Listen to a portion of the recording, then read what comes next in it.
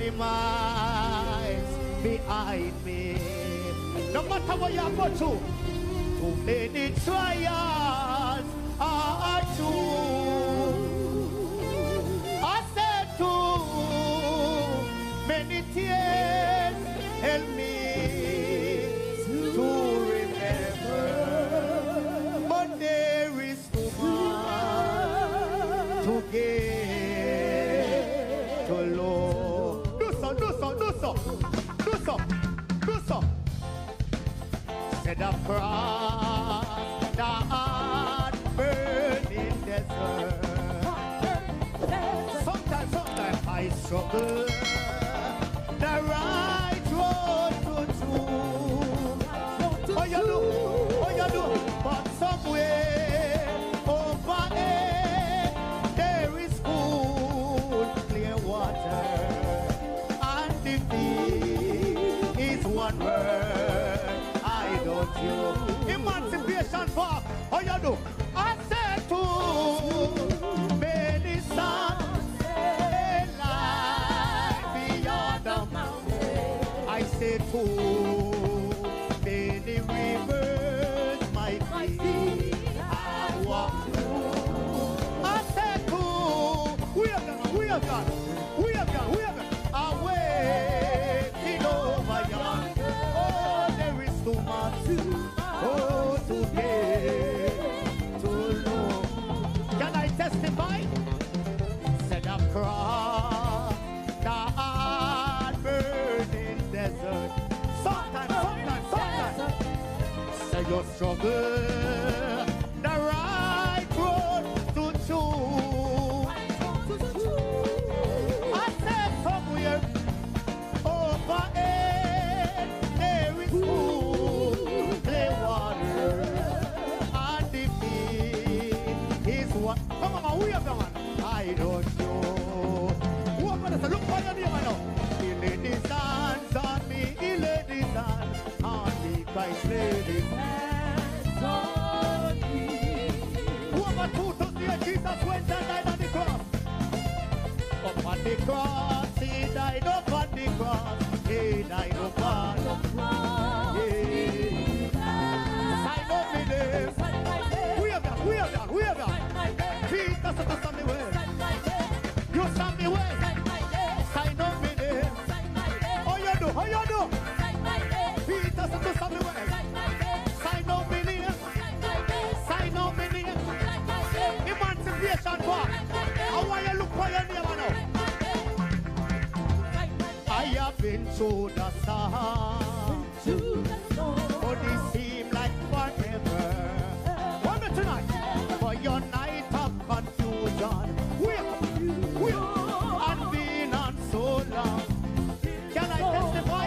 For your ship has lost anchor. Everybody, for this storm got you gypsy. Everybody do so, everybody, for your night almost over. Tell me something. He can ride out your storm. Everybody, say ride out your. Ride out your storm. God is there with you. God is there with you. Singing you may not feel it. Singing you're not alone. I say you're hurting now. I know you're hurting. For your morning is coming. People, you can hold on to Jesus. Hold on. Oh, he can ride. Get ready to ride a storm. Ride out your storm. Ride your storm. Ride out your storm. Ride your storm. What kind of storm? Ride your storm. We beg you, Lord. Ride your storm. Do so. Ride your storm. We beg you, me Jesus. Ride your storm. We beg you, me Jesus. Ride your storm. Singing ride out your. Ride out your storm. Oh, God is there with you. How you do? We say you may not feel it. Singing you're not alone. Singing you're hurting now. I know you're hurting. For your morning is coming. You can hold on to Jesus. Tonight. He can ride out your storm. Oh, me ride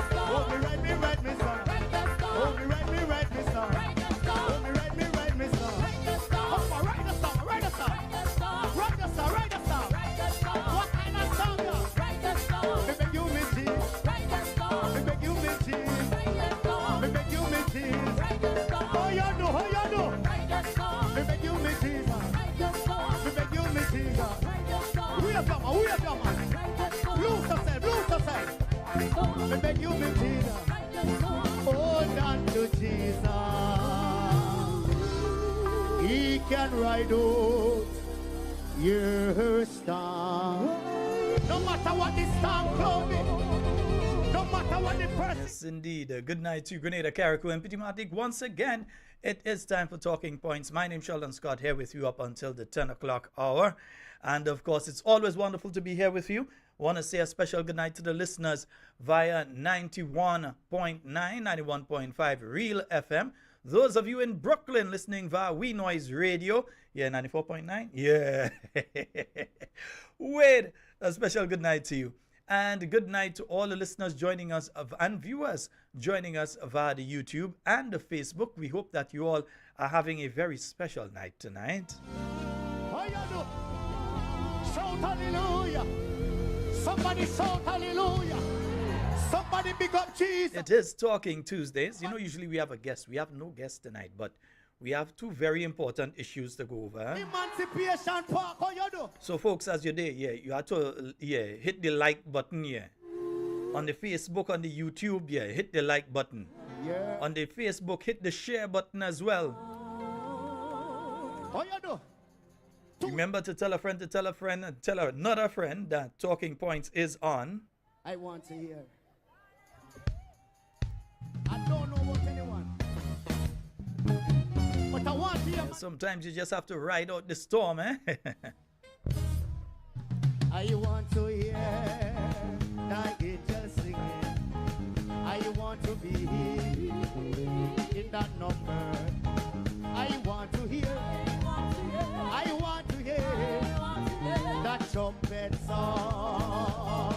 Look for your neighbor. Tell your neighbor. I want to hear. Oh, you do. Oh, you do. Let me say a special good night to the Canadian listeners. Ian, Fatman George, my good friends in Alberta. Yeah. Springs people, SD. I want to be. I hope that you're having a wonderful night tonight, my dear. I want to hear. And to our good friends up there in the US, hope you all are taking care. Heat stroke and all kind of thing. Remember, a heat wave for the next few days, huh? I want to hear. You know, some folks here may find, yeah, they say heat wave and thing. Grenadians used to that kind of thing. We used to know that kind of heat that does get up there in heat wave different to what we does get down here. You know, that's a different kind of heat that'll kill you, huh? I want to hear. Pastor Lewis, a special good night to you, sir. I want to hear. I want to. And let me just say, you go understand what I'm talking about tomorrow morning. All right. Bright and early. I want to hear. I want to hear that trumpet song. Do some. Oh, I want to hear. Archangel voice. I want to hear. Archangel voice. Say I want. You know, if they still used to print encyclopedias, I don't know if they still print encyclopedias because everything is online now. Yeah, if they still print encyclopedias, yeah. Let me just say that right here. If they still print encyclopedias, when you look next to incompetent, you won't see a picture this administration. So you have to have a picture of the whole administration right there. God bless you. I want to hear. 1 minute. I want to hear my name of God. Do so. I want to hear. Do so. Everybody. So now we're hearing other things about the situation at the market square. Well, it's still smelling. It still have the same problem taking place there. Yeah, and it's nothing to do with the vendors that are there. It's nothing to do with the people that utilize there. It is not being cleaned properly. Yesterday, I saw a video yesterday of one of the vendors themselves having to take a broom and a bucket of water and so trying to wash down the drain and all of that. Yeah, trying to clean it out for himself. Some of them getting bleach and thing and try to wash down the drain and different things. And I mean, come on. People have been speaking about this for a while now. The vendors have been complaining about this for a while now. How difficult it is. How incompetent do you have to be that you can't sort out a simple problem like ensuring that the drains in the market are cleaned properly? Yeah? because apparently the cleaners are saying that that is not part of their job description. They're not supposed to be cleaning out the drains and so. But anyone that has spent any time in the market square would realize that there is a complex drain system that runs through the entire place, so that when the water comes, it goes down to the drain. But it takes other bits and pieces and debris and so on there. And you're there now and you're seeing rats running in between that.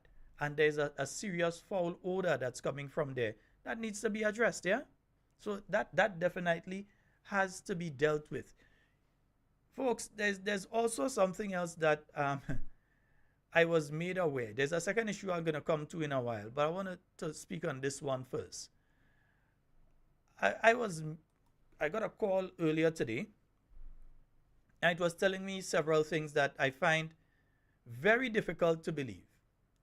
One of them, and somebody saying they're hearing me low, let me fix that problem for you.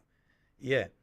One of the things that I heard today was that when it comes to the bus drivers, and I don't know if it is because I'm trying to gather more information in relation to this, that some bus drivers have been told, I don't know if all have been told yet because I haven't spoken to all, but I know definitely some bus owners, bus drivers know of a situation that one, the St. George bus terminal is being turned over to the National Transportation Commission. Now we know that. If that was said, the Transport Commission, they held a press conference. They held a press conference just about 3 or 4 weeks ago. They held a press conference and it was mentioned that the Grenville bus terminal, the St. George bus terminal, the Sates facility as well, and I didn't hear them mention Carriacou, but that these facilities will be turned over to the National Transportation Commission, that it would be their responsibility to ensure the operations of these facilities. They would no longer be under the Port Authority.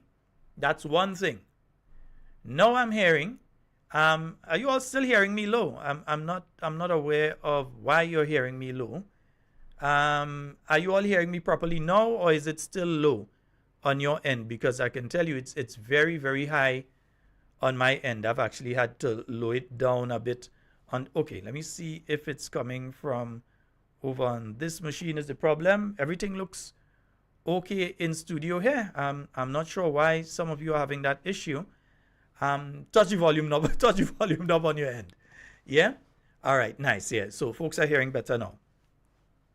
Now, the other thing that I'm hearing is that there is some sort of agreement between the Bus Drivers Association, I think at least Grenada. I'm hearing this, I can't confirm for sure that it is the case, that there's some sort of agreement, that the National Transportation Commission will be placing 10 of the larger buses on the Grenada route, that they are bringing in these buses, that from September, the intention is to have these buses vested in the National Transportation Commission that will be going along the Grenada route. Secondly, that folks will no longer be able, and this is the one I find difficult to understand, and that's why I'm seeking more information by saying it here, so people who know will let me know. Yeah? I'm hearing as well that there will be a new system for when you're boarding a bus, that you will have to go to the bus terminal and purchase a ticket, so that the bus drivers will not be collecting cash. What they will be collecting is a ticket. So like how in some countries you go, you buy a bus ticket and you use your ticket to ride. So that you would be buying tickets and then you would be paying the bus driver with the tickets and not with cash. Yeah, so that's part of what I'm hearing. That is, well, not only just proposed, I hear that there is a plan to institute that as soon as September as well. Yeah, so that very soon also the people who are working on the bus terminal as the wardens, what I'm hearing is that they will be given an opportunity, either if they want to become traffic wardens or so, or attempt to go into the police force. That's what I'm hearing. As I said, I have not confirmed this. I'm saying what I was told today, and what one or two other people, when I spoke to them, say yes, they heard that as well. And some people tell me that's what they hear. Right? So I'm saying what I've heard. that when it comes to the bus drivers, they will no longer be collecting cash money from you. They will be collecting a ticket. And to get that ticket, you have to purchase that ticket from the National Transportation Commission. So then the bus drivers have to take their tickets into them, who will then keep a percentage of the earnings and give them the remainder. That is why I hear. Bus drivers, you all hear that kind of thing? I don't know if any of the presidents have any insight into that happening, because that is what I'm hearing. One, we know for a fact that the bus terminals will no longer be under the Port Authority. Yeah? We know for a fact that none of the facilities that presently exist will be under the Port Authority any longer. They will now be vested. They will now be vested in the National Transportation Commission or board or whatever you call them, but the National Transportation Commission. And remember, the National Transportation Commission, yeah, there are people from outside of Grenada. Yes, they're Grenadians, but they're based outside. They're not even based here. So they may be trying to institute in Grenada a transportation system that's suited to a metropolitan city, a city of millions. And you're trying to institute that sort of system here instead of trying to develop your own system here, understanding that in Grenada, people wait on buses and buses don't necessarily wait on people. Yeah?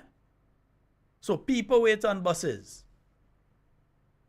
at some places. Yeah? And well, buses wait on people on the terminal. Yeah, so it's different to what you see in other places. Most of the buses here are privately, well, all of the buses here are privately owned. Government don't own buses. Well, SSU have one big one day, but government does not own buses. It's not a government-run national transportation system. It's private owners. And if you intend to tell those private owners that they can collect cash money in their hand, and I think there was even talk that it's going to be legislated that they will not be able to collect cash, that they have to use this new system with the tickets or whatever. So I buy, so I sell. That is what I'm hearing is happening when it comes to buses on different routes and so on, that now there's going to be a ticket system, as if busmen didn't even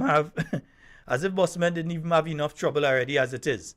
That busmen going to have to go and redeem the tickets.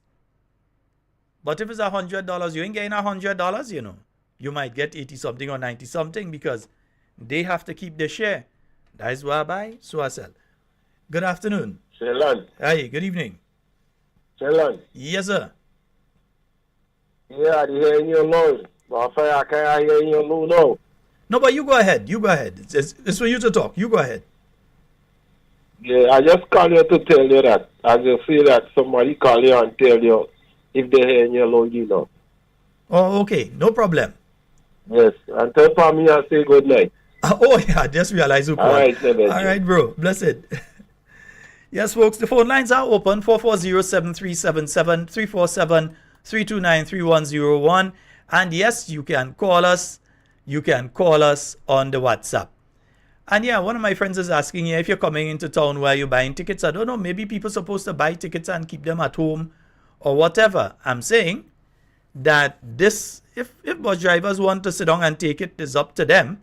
If they think that this is improving, if they think that it's okay that government, through the national transportation system, can go and bring in 10, 15 or 20 buses and decide that they are running different routes, instead of working with the bus drivers, because when you look at the terminal there, you literally have millions of dollars of investment on a daily basis on the bus terminal. Millions of dollars of investment. We have a call online. Hello, good night. Hello, good night. Hi, good night, my dear. So where we on? So no, I live in Hermitage, and I have to go in St. George's. Where I getting the tickets to buy? Well, that's the thing. I'm trying to understand. That's why And I speak to one or two people and they're telling me, yes, that was told to them. And I'm talking about people who own buses and so. Yeah? Hello? Hello? Hello? Yes, you have to, don't listen to, no, you have to take the volume off or in the back. Speak to us on the phone. Hello? Hello? Okay, no, you're not paying attention, mommy. You got to give me a call back. Yeah. You're listening on the radio in the background. No, you have to talk to me on the phone. Yeah? No, and that's the thing. What happens to people? Well, maybe they will have other venues in different places to buy tickets or so. Maybe just the way as selling lotto, they might be selling bus ticket too. Might be the same people who selling lotto might be selling bus tickets too. You don't know. But I'm saying, to the person who has invested $100,000 to purchase a bus, and then the other investment to keep that bus on the road, I mean, I find it a bit unfair to those individuals. If they find it's okay, it's up to them. We have a, oops, wrong one, sorry. Let me just get you caller, sorry, I hit the wrong one. Good night. Sheldon, good night. Good night, my dear. I'm wondering if I hear you clearly. Well? Because the little what I hear from you, I'm trying to analyze it. Traveling to St. George's, I use the Zone 5 buses. If I sort as a Victoria or Guelph bus. If I'm coming from Guelph to St. George's, how am I going to get a ticket? In St. George's, we know the buses that ply that route. I'm aboard a Sauter's bus. I drop off of my destination in Guelph. Okay, I buy the ticket. Because we know we have that system, drop off and pick up, drop off and pick up. So what would happen to the persons taking the bus along the route? How are they going to get ticket? Me you asking? Because no time at all, it's very, very rare, Sheldon. A bus leaves St. George's, the Guelph bus leaves St. George's straight for Guelph. The Victoria bus leaves St. George's straight for Victoria, and so do the Sauter's buses. Now, let's look at the buses running the Guelph route. You have persons that will drop off in, even in Brizan, you have persons boarding these buses. You have persons dropping in Woodford, Concord, Black Bay, Marigot, Grand Roy, before these buses reach Guelph. And how they drop off, they pick up persons. These persons boarding the bus, how they getting the ticket? Do they have to pay the bus driver, or would there be somebody on the bus to issue them ticket? We ought to know. They can't. Oh, I don't understand. So there are the questions. We'll put the questions for them. They'll have to answer. Because I just don't. How, to me, that wouldn't work. Point blank, that wouldn't work. Because you cannot tell a busman when his bus is loaded, he go with that load. What would happen when you drop off people? You tell me, that bus would have to go with continue going with the empty seats? That cannot be possible. That could never be possible. Let's just wait and see how it will materialize. Waiting for the rest of the program. All right, thank you. Well, folks, let me say this, that the part that the caller just put, that's one aspect of it. But the other aspect of it, to me, is this. You have a person who has spent 70-something, according to the type of bus, 70-something, 80-something, 100,000 to purchase a bus, especially a brand new bus. You're speaking 100,000 plus. They've purchased this bus. They have the credit union to pay. They have the bank to pay, the credit union or the bank. They have the insurance and so they have the upkeep of the bus and that sort of thing. And you're literally attempting to dip your hands into the pockets of these guys and reduce the income by saying they have to use this system, and in using this system, there's a fee attached to it. Hi, good night, my dear. All right, good night. The whole fact about this government, they didn't have a plan. So they didn't have a plan. I think they need to go back to the drawing board and get to hell out of it because that ain't making one sense what they're doing there. They going all about and traveling over the place and copying people's style and coming and drop it out and that don't make one sense. So it's best to just get rid of them from there and let them move. Go somewhere else. All right, bye. All right, my dear, thank you. Yeah, because I'm trying to, I'm hearing it, and I really don't want to believe is that maybe the person misunderstood people, not one, because one called me and they told me that, and I said, nah, man, you sure? They said, listen, they just spoke to some busmen, the busmen told them that.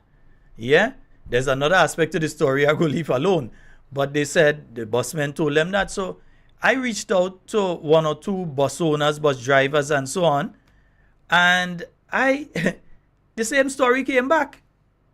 The same story keeps coming back that this is what is being attempted. Yeah, let's go to the phone line. Hello, good evening. Yeah, bro. How about that? Bro, I heard that about that 2 weeks ago. But the bus association waiting on them. They might sorry they make this move because I understand they bringing in a set of buses. Yeah, that I heard as well. That is what they want to do. I was sorry for them, you know. Trust me. They want. I think this government don't know what they do. This government just want to dip their hand and they just want to frustrate Grenadians. That is the whole fact of it.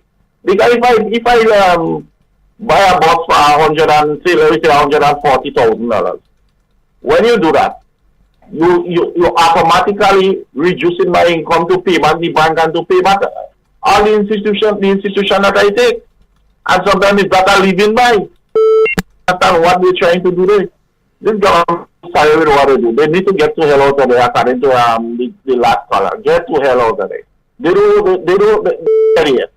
need to go back to the drawing board and come back again because they didn't ready for government yet. They just come to frustrate Grenadians. All right, my boy. Thank you. No problem, caller. And the thing is this, as somebody's just pointing out, a ticket system can work for government-owned buses. So if government owned the buses, they could have a ticket system. But to try and do something like that for private buses. Good night, my dear. Go right ahead. Oh, I don't understand this thing. When the buses leave, let us say from St. George's, and they're going up to St. David, right? You buy your ticket on the bus terminus, and the route up to St. David. So what you're telling me, they cannot pick up passengers by the side of the road, so you will have to go down to St. George's to buy the ticket and take the bus? Sheldon, I don't know. I don't find this thing making sense. I don't know. Then we watch and see how it going and if it's true. Let us see how it's going. Yeah. Thank you. All right, my dear. Now, I know when they had the press conference a number of weeks ago, that they did say more information will be coming soon in relation to various aspects of what they're trying to do. So I don't know if this is the more information that was coming soon, but they're also purchasing buses. The government is purchasing buses. We have a call online. Hello, good night. Good night, Sheldon. Hey, what's up, bro? Good night, Talking Point School. I good, man. I good. Go right ahead. Sheldon, I've been happening to been focusing on the 2 years this NDC government has been in office. Well, little less than 2 years. In a couple of days, it will be 2 years. And, you know, it dawned on me that every living minister, from the prime minister come down to even the one they newly appointed, has some kind of baggage as of June 2022, 2 years ago. Each and every one, be it bad checks, be it AI-generated stories, be it CES program money missing, be it traveling with boyfriend on trips, each and every one has some kind of baggage. I happen to listen to some of the town hall meetings, well, the two town hall meetings I had so far. And I listened to the Prime Minister closely. And this gentleman is saying things. And that's the reason why, since day one, I've been saying on other programs, listen to these gentlemen, please, people, and understand what they are saying. And it is coming to light. When you hear the Prime Minister is using word like draconian, and he wants to jail people for 40 years for firearms. So I am not against the firearm amnesty. I am not for firearms being used illegally. But when you hear the stringent measure this man is going to, and then he say you want to build a new prison because the prison that was there or is there is an old one. Then you hear this man saying that the hospital can be a hotel, and he's making joke. Don't feel this guy is making joke. Deacon is not making joke. He's dead serious. These people, if Grenadians don't take stock, because I've been listening to other programs, other calling program, and I would like to say also kudos to MP Honorable Peters this morning. She did an excellent job on GBN, despite the people that try to call and distract. Because here's what, we right now in a stage where we cannot talk, we cannot act, and we cannot even say being seen associated with anybody, in my view and opinion, that is an NMP minister, senator, or what have you supported NMP on. This is becoming very, very dangerous, and you are hearing it every living day, and they are amping up their retaliations against us, because I'm seeing it, I am hearing it, and trust me, Dr. Mitchell and his team, I congratulate you guys for the IMF meeting you all had a couple of days ago, and continue doing a good job, because here's what, without an honest opposition, this country will be going down a serious drain that we don't want to go. And the NDC supporters, and I'm saying it again, NDC supporters, get your heads out of that doldrum that you're in, because trust me, sooner or later, you're going to see what we are seeing. NMP was there for the last 9.5 years. NDC was there from 2008 to 2013.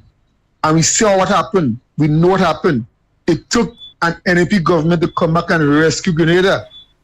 This time around, this NDC will not be going on lightly, and I'm seeing it. They are putting things in place now.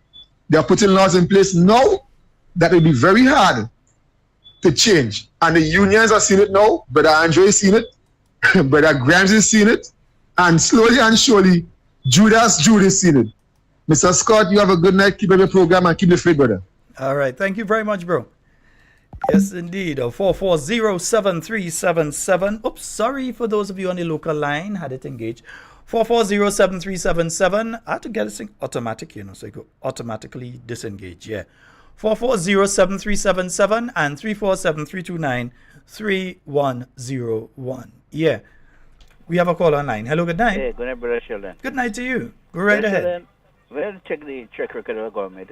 Yeah, what the government is continuing to do, just to rob money from the poor man's pocket. Brother Sheldon, you have a private, you buy a bus, that's your private bus. Right? You're traveling from Sotes to town. The price of to drop one person from Sotes to town, let's say $7. So you know how to go and buy a ticket. When you buy a ticket, they might take a portion anymore. Let's say they take about $250. Right? So you're getting $450. So that means who dropping the passengers? Who dropping that? You dropping the bus are traveling the passengers. So when you want them to buy a ticket and take away from the $7, that means you're robbing the busman, the owner of the bus. And when you look at this government, what the government doing, instead of the put more money in the hands of the poor man, they always find a way to reduce the income of the poor people in the country.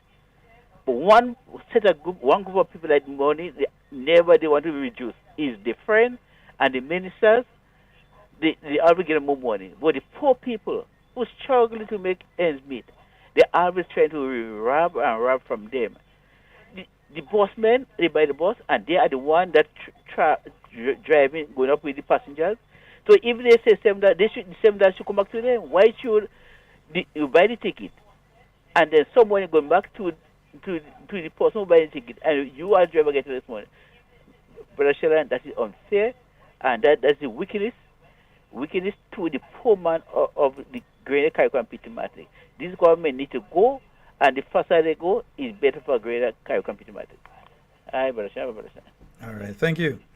440-7377 and 347-329-3101. Those are the numbers for you to call and get onto the inside of tonight's program. Yes, indeed. So I'm just saying, this is what I've heard. This is what a number of people have told me.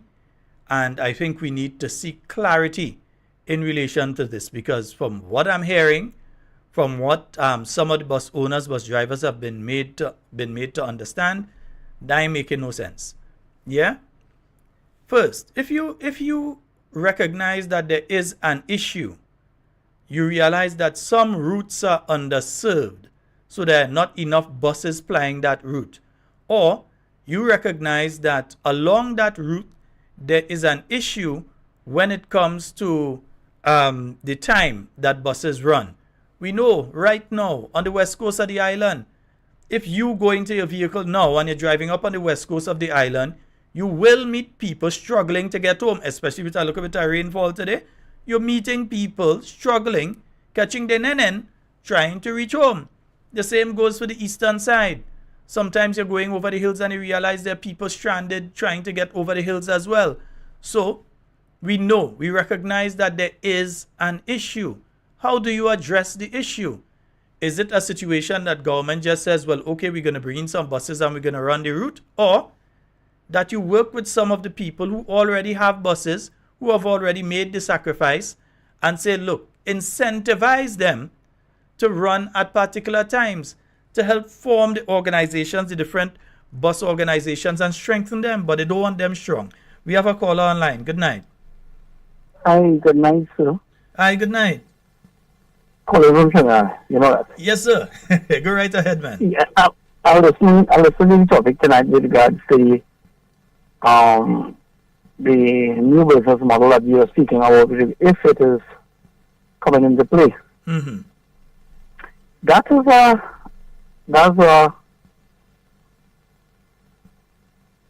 strategy where you would see that has outside influence, where somebody's advising somebody else to how to go about. But if the private bus owners and them were to stick together constitutionally, they can take a legal challenge, and that will get you down in the courts. Because you can't tell me my private property that I pay for, work for, pay loan for, do everything, sacrifice, I have to give you a percentage of what I make at the end of the day. And then you want to make the system harder for me with regards to ticketing, where the passengers are supposed to go and get the tickets first and then hop a ride and then go down where they are supposed to go.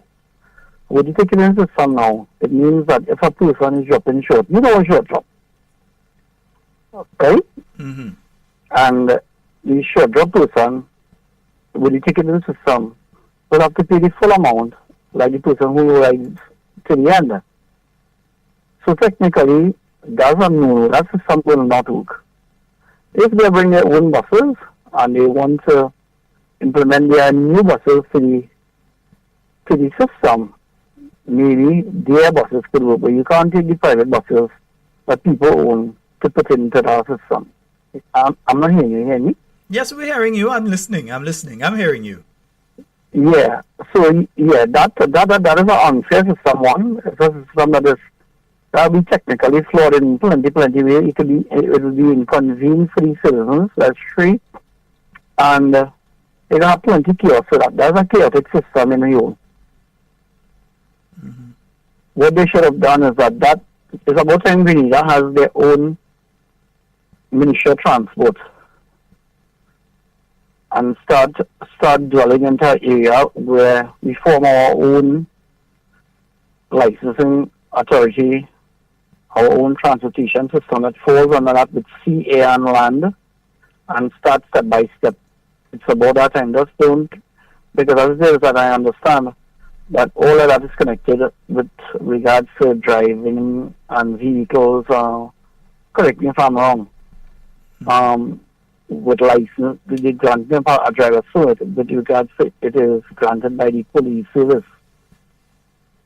Well, my friend, even that, now the National Transportation Commission will take over the licensing of vehicles. It will no longer be under the Royal Grenada Police Force. It is being removed from under the police and is being placed under the National Transportation Commission.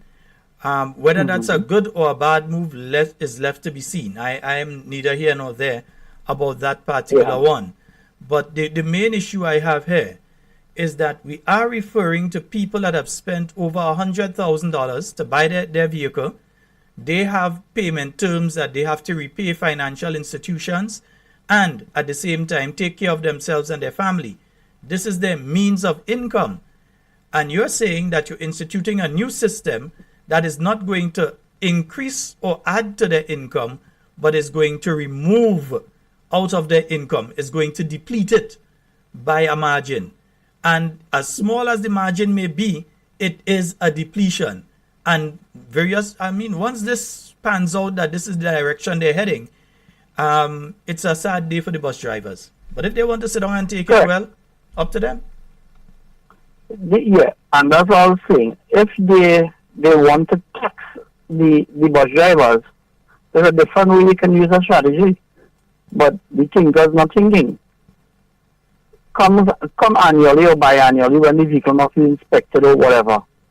Charge them an increase in the fee and don't make the thing. They've done that, brother. They've increased that. That's been increased. Yeah, that's been increased in the last budget. Yeah, so they already do that. God, please. Taxes again to the people. So there we go. You understand? So yeah. So, but I think the people should look at it. If it comes, change in itself is always people are hesitant to change. But the system itself, let's hope that the system is for the development of the island and not for things and that kind of thing. So with that, with a transportation authority, it will work. I know it will work. Bear with it. But you see that system where they want to tax the bus drivers, that's a no. You can't do that. That's the people's private property. Okay. Thank you so very much for your call, my friend. All right. Thanks. Yeah. Yes, indeed. 440-7377. That's 440-7377 and 347-329-3101. I don't know. Maybe they're printing the tickets in different denominations, so it's like money. So that if you have a short drop, you use a ticket for a short drop, or you have I don't know how the system is going to be. That's one aspect of it.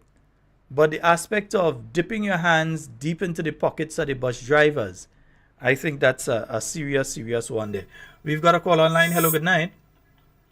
Hey, Sheldon, what's up? Hey, I'm good. How are you doing? Not bad at all. All right. Sheldon, I remember once, the government had a transportation system, which they used to call it the NTS. I don't know if you remember that. I heard of it, but I wouldn't remember it. Yeah, I heard of it. And it failed miserable, right? Now, if the government decide to, so they're going to have their own bus system, and because all the buses on them in Grenada right now is owned by private entity. They own the people buy the bus and they run it. Now, it's two things.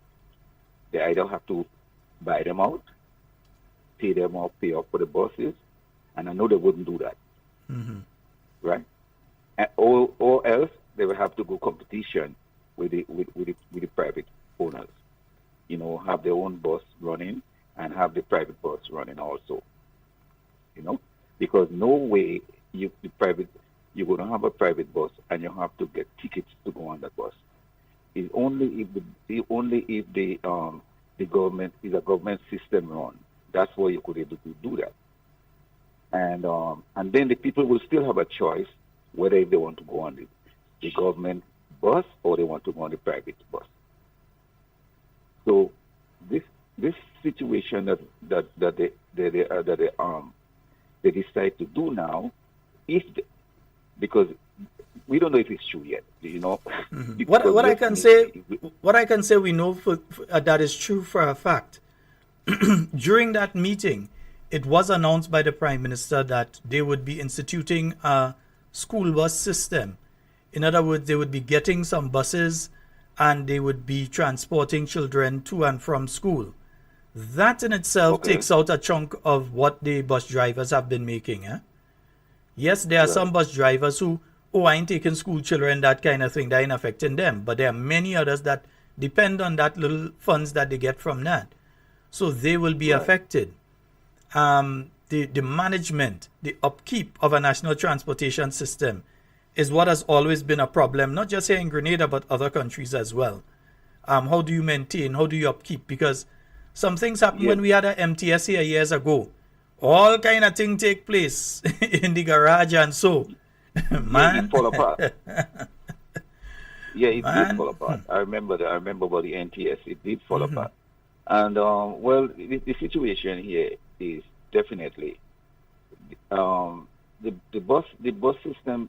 The situation with the bus system, yes, it needs some little amendment with the private owner if they could organize it in a better way and make it more efficiently running better. I think that's all it needs. That's all it needs. And on top of that, the roads has a lot to do with it too, because the private owner bus, they have their own bus. The road is bad. Parts are expensive. Gas are expensive. And then again, the flow of the people is not to say Grenada are so populated and so many people. You go downtown or you go Grenville or stuff like that. You have to wait almost how much? About 2-3 hours before a bus could full to get to move. So the people are not moving as how we should, you know what I mean? Because a lot of things involved it. Funds, cash flow. A lot of things is in fact here. So the thing is that they need to the bus association. They have to organize themselves in a better way and to be able to not to be because they fight on one another too much. You know what I mean? They 3-4 buses running behind each other just to get one passengers and all that. These things have to, if they want to be better, they have to stop all this little foolishness that's going on. And maybe it's going to work. But other than that, the government going to bring in a bus system. It ain't go work. Not in Grenada. That's not Grenada. Not in Grenada. It don't have enough people to maintain that bus system and have the private bus running. It ain't go work. All right, yes, my friend. And let me tell you. Go ahead. Also, let me tell you something. In Grenada right now, there is a quiet storm building up in Grenada. A quiet storm is building up. And you will see. All right, my boy. Thank you so very much, my brother. Yes, a quiet storm. Yeah, I had to be careful with them storm. Ride out your storm. Yes, indeed. 440-7377-347-329-3101. So as I said, this is what I've heard. I'm asking questions in relation to it because it doesn't seem to make any sense to me. We've got a call online. Hello, good night. Hello, good night, Mr. Sheldon Scott. I just wake up. Yes, and I hear something about Bossa. No, I left early today and come up and lie down. And they say a bus the born in Mount Morris. An accident. I did hear. What are you talking about there tonight? No, what I've been hearing is that one, the terminal where your business is located will no longer be under the Port Authority. That's going under the National Transportation Commission. So there'll be a new entity in charge of it. Right. So we heard that a few weeks ago in the press conference. The second one is that the buses will not be able to collect cash, but they had to use a ticketing system, a ticket system where people purchase a ticket to take a ride with the bus and so. And we're talking of the private buses that people spend their money and buy here. It's damn good. It's damn good for them. I just know that you're going to say. It's damn good for them. I have no apology. Every talking That's what they vote for. Laughing, it's damn good for them. That's why they vote for them. We're not sure. I don't want to say the word. It's good. It's damn good. After Dr. Mitchell, under the NMP help a lot of them and they get loan to buy the bus. He put them on foot and they turn back on him ungratefulness. He downgrade them hypocrite and parasite. I feel sorry for them. I don't hold already and I'm waiting for my God. It's good. Well, we're not sure. I'm hearing it's good. it. I don't sorry for them. I just I knew. sit down in the terminal and I watch some of them that get help under the NNP. They go in the bank where you're taking all the money they get loan. Most of them, they have government work, they get loan to buy the bus and they go and they vote for NDC. Dick Michelle, that's good for them. Dick Michelle, that's good for them. I didn't vote for NDC, but Dick Michelle, that's good for them. Let it head hurt them now because they don't know what's coming for them. It's good. I don't sorry for them. Just know I don't rest. Everybody strong, everybody know me God. I don't fall down under in the terminal. They give me problem they give me day and night I get it. I ain't sorry for them. And I don't want nobody to sorry for me. I could bet now. I know I'm gonna meet me later. Because I make peace in my God already. It's good at one grateful. And they just start to get it. They can just start to pass laws for them. I don't want to hear nothing now. Sheldon Scott. Yes, ma'am. And the one listening. A lot of them are headache.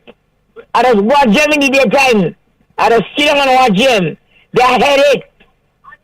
And they say it very low. No, they shame. They can't say nothing. Dr. Mitchell help these people. And they turn back and take what you get. I don't want to be a sweetie. You know what I mean? I don't want to be a sweetie. But it's good for all you. Because some of you don't pay for the bank. Don't pay the bank. Mr. Dick Mitchell is good for you all. Are you the one keep Mitchell? Are you call him Morocco? Are you call him all name? And I have to take what all you get in Grenada. Anyhow, my heart goes out to the boss that making the accident to the people. I hope nobody didn't get damaged by it. I come home early because you know why I come home? Things didn't so bright and I come home and rest and eat a fish. See my little fish and eat and I drop asleep and I just wake up there, you know. I just wake up there and I hear you talking about everything. And I don't care what nobody say because I say good. I don't sorry. I ban my belly. I ban my belly because I know it's not better meant to come in Grenada. I ban my belly. I'm feeling the pinch, but I ban my belly. And God knows I made a good decision when I went in the polling booth in Brisbane and vote. I vote NNP. I vote NNP because NNP, the party is for poor people. I vote for NNP because the NNP is for the poor class people in this country. And we suffering. We suffering. And I have to take what you get. The commission do what you have to do. Them that put you there. I will never support you, sir. And I know you won't vex with me. Because that is my decision. Yes, and I know you're listening. Do what you got to do. I'm sorry for them. But I'm a dead hot NNP. And I will die NNP. I don't care. You don't must buy for me. Or you don't must be my friend. That is who I am. And I will remain there. The reason for that, I know what the NNP party did for me, Camille Kiwiza Scott. I don't care what you say, what all you do. All you can do nothing to me. My God is able to see me through. Sheldon, before I go, you hold on to God. And when you have a problem, tell it to him, not man. Of course. Tell him to him, King Jesus. Don't worry. Yeah? Yes, have ma'am. a good night, son. Thank you so and very good night much. to Grenada. And my Okay. children in America, good night to my children. Thank God for y'all. And friends, Patricia and Matthew, good night. I know you're listening. The foot hurting me. I lie down. Patrick and Darlington Chase and Sheila Chase. My family and friends in America have a good night. All the Grenadians already. And NNPI, all you stand firm. stand firm and pray for deliverance. That's what I does. Have a blessed day. Kerry, you have a Keep good your one. head above the water. All the Not time. to go under. Keep All your the head time. above the water. All right, Good night. Kerry. Have a good night. Yes, indeed. 440-7377. I just know that's what's coming out of Kerry's mouth, you know.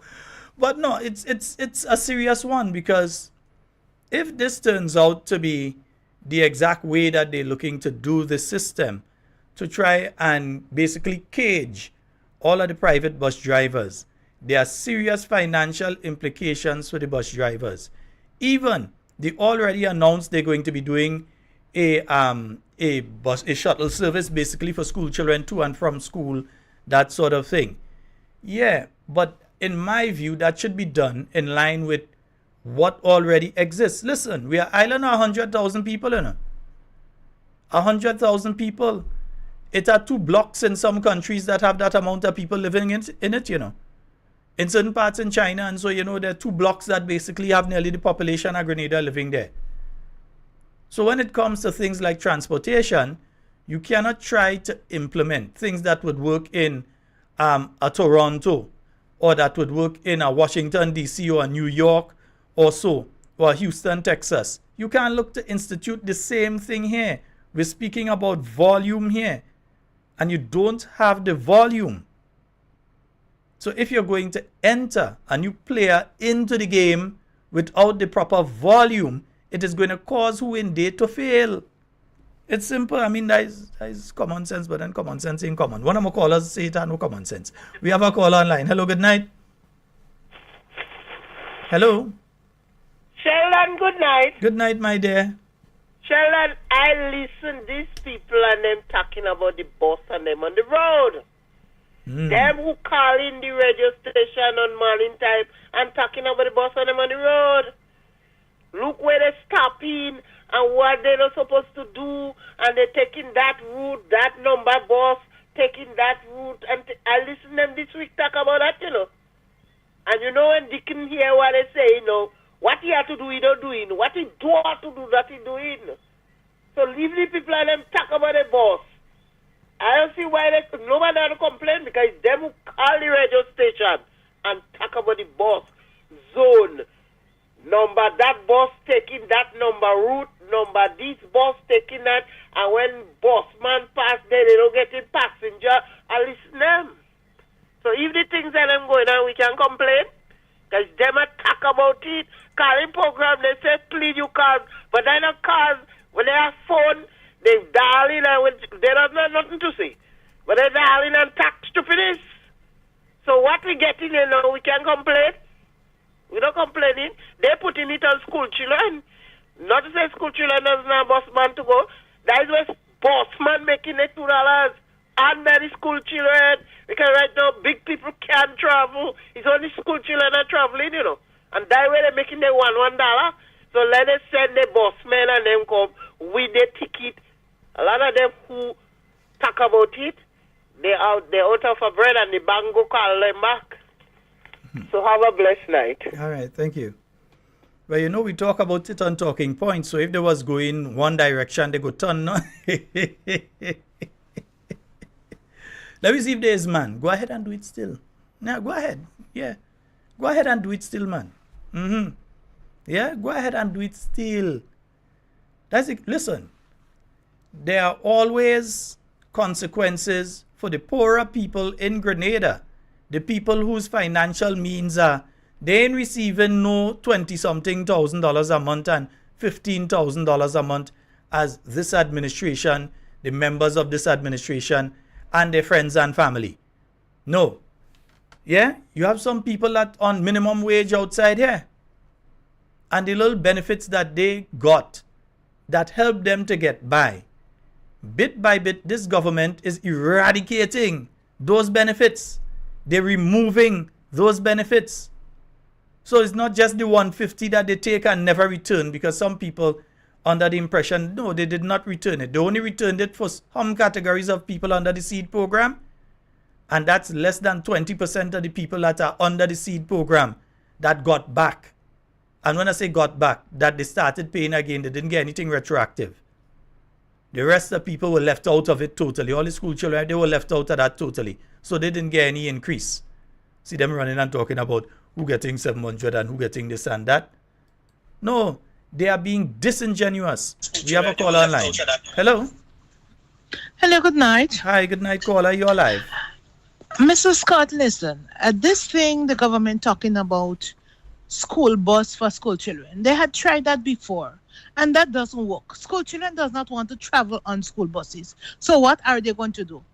Apart from bringing the ages to 18 years for school children to leave school, they're going to create a big problem. A very, very, very big problem, because children would not want to go and sit on these buses that they're saying belonging to school children. They wouldn't do it.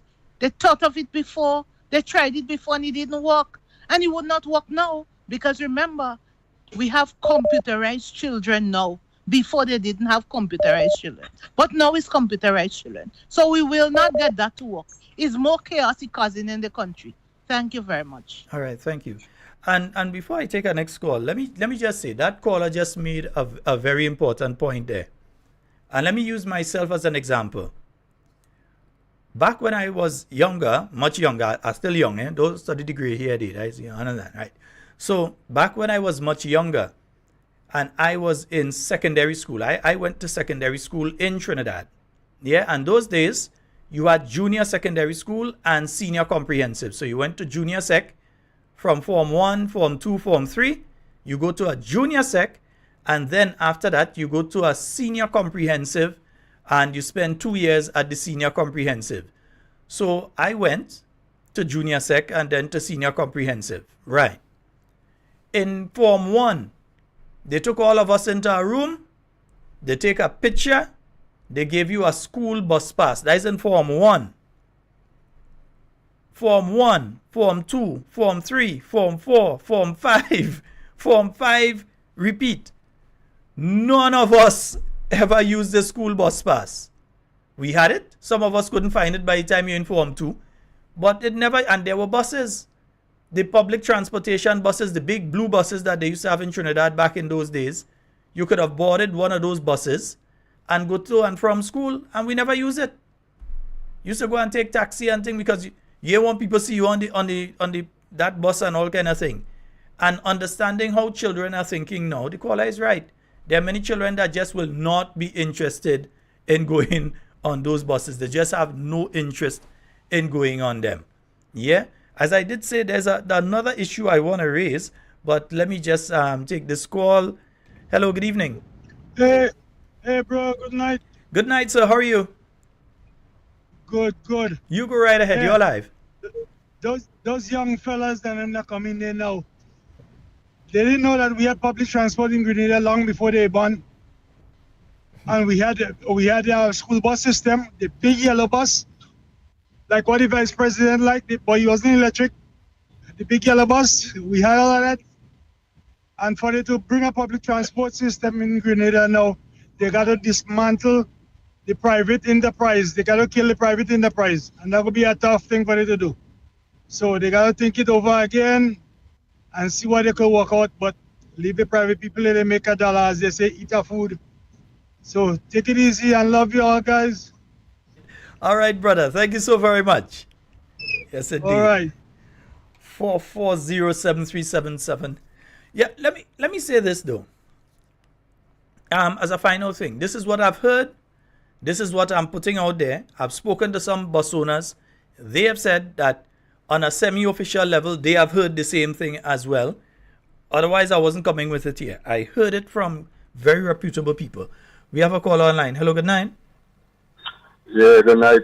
Good night, Dan Dada. Wagwan, my brother. They both father. Listen this, boy. I lose your number. I need your number again, yeah? You see my number there? I'm not seeing it here, but WhatsApp the number and I'll get it. Just WhatsApp this same number that you've called. Send a WhatsApp to it and I'll get your number. Just send it and say fingers. All right. Yeah, big up, my brother. Listen, man. We living in a Christian nation. This is supposed to be a Christian nation, isn't it? Yeah. Well, based on the fact that this is a Christian nation, and based on what I see going on, I don't find these people choose Christ. I find they choose Barabbas. Yeah, I'm showing you. Yo, I'm going to link you, brother. We have to talk, yeah? All right, no problem, bro. Yeah, man. Bless up. Barabbas, they choose my... What's up, me? Yeah, man. Yes, indeed. Folks, there's another issue, but there's several other issues, but another one that I'd like to raise. It's just 7 minutes after the hour of 9 o'clock. I recognize that, and let me take this call before. I'll give the preference to the callers. Let me just take this call before. Hello, good night. Sheldon, I call back. Yeah. Listen to me. They're talking about the children and buses. Sheldon, I see that every day on the bus terminal. GVSS, high school, all them school children and them, Watch. They don't take in the old school bus, They doesn't take the old school bus. They have the special buses. They take in the morning to go in canteen and to go out here with the music, with the bad words. They don't go with them old school, so they go have a problem there with the children. Because every day I quarrel with children to take the bus to reach school early. And forget it. They're waiting for Jamie bus. They're waiting for this one. Them old school, them old red bus. And them other buses that want them bad music. Them music with all the bad one. That is what school children waiting for.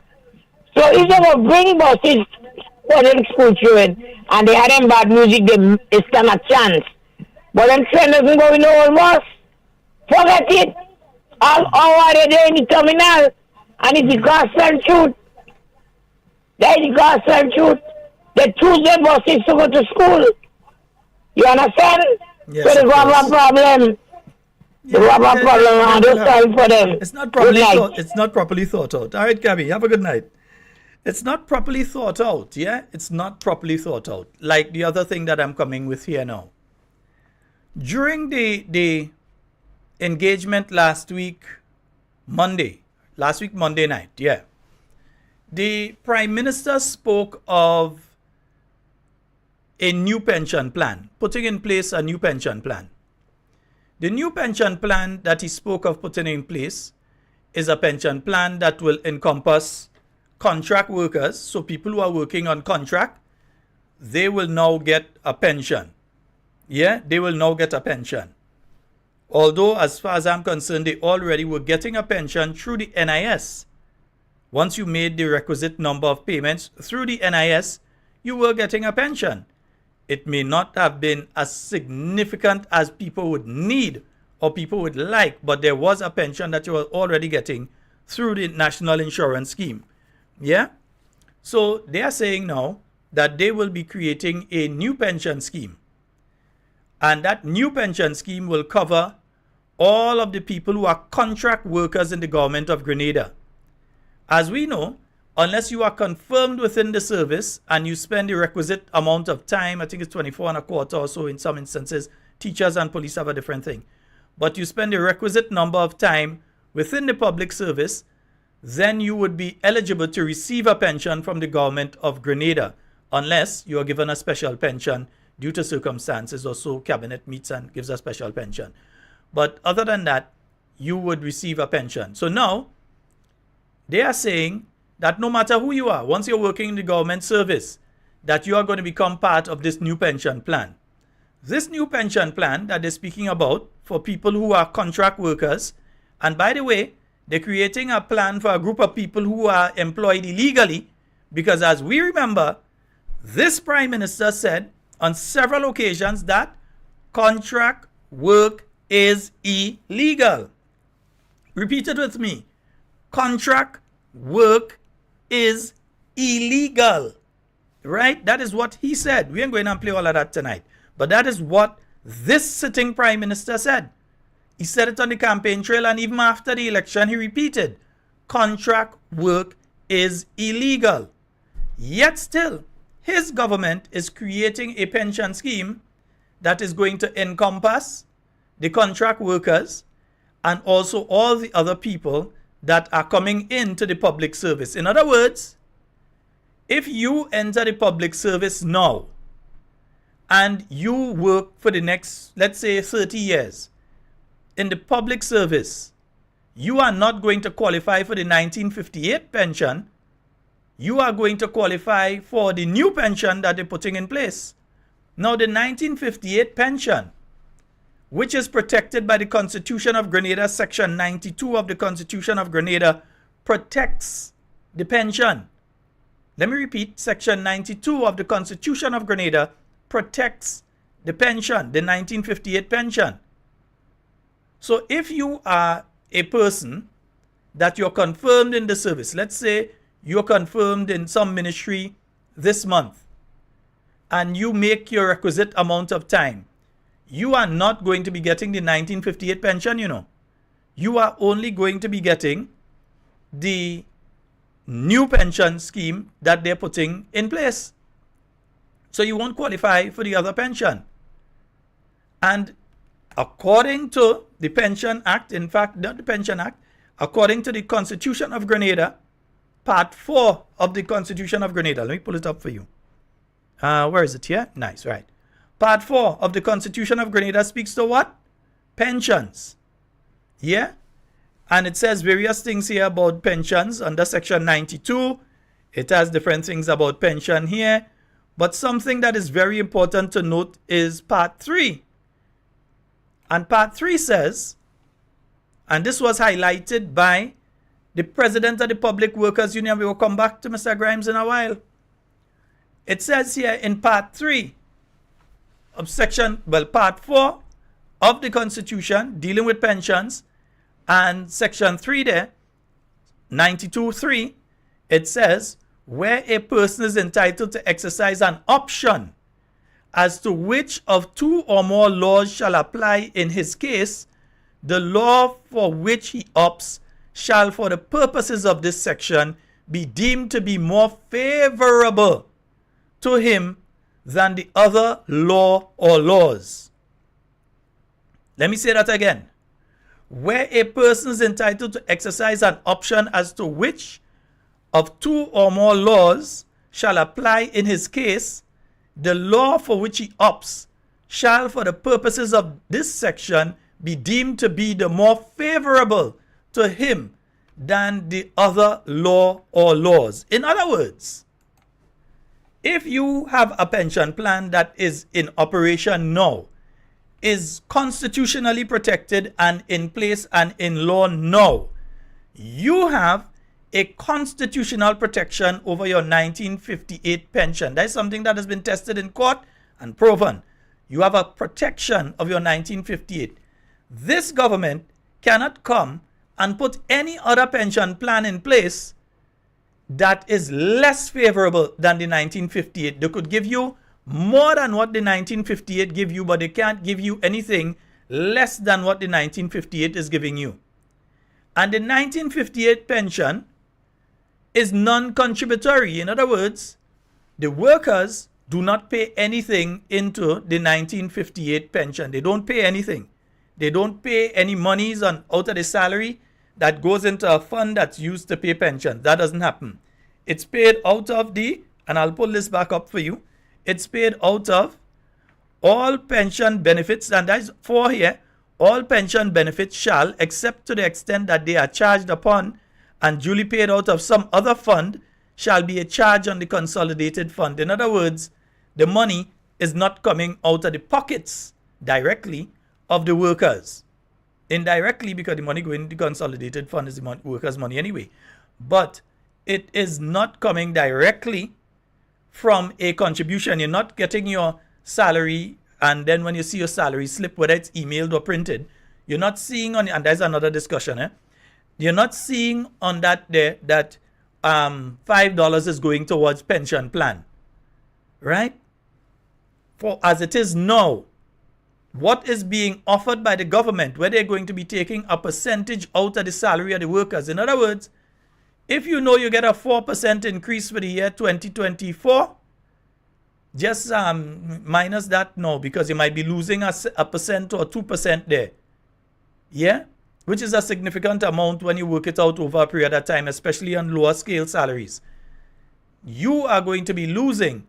So if you negotiate and you get 4%, now your 4% may be reduced to 2% because government is taking that 2% to put it into a pension plan.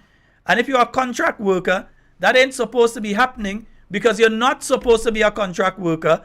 According to the words of the Honorable Deacon Miss Mitchell, you are not supposed to be a contract worker because contract work is illegal.